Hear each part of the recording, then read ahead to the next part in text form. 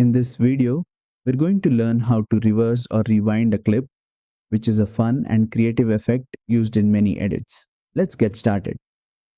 First, place a video clip on the timeline and select the clip. Now, right-click on the clip and choose Speed/Duration. This opens the Speed/Duration window. Inside this window, you'll see an option called Reverse Speed. Simply enable reverse speed. As soon as you enable it, the clip will play backwards, creating a rewind effect. You'll also notice that the clip direction changes, but the duration stays the same unless you adjust the speed percentage. If you want the rewind to be faster or slower, you can also change the speed percentage. Higher values make the reverse playback faster and lower values make it slower. If your clip contains audio, reversing the clip will also reverse the audio.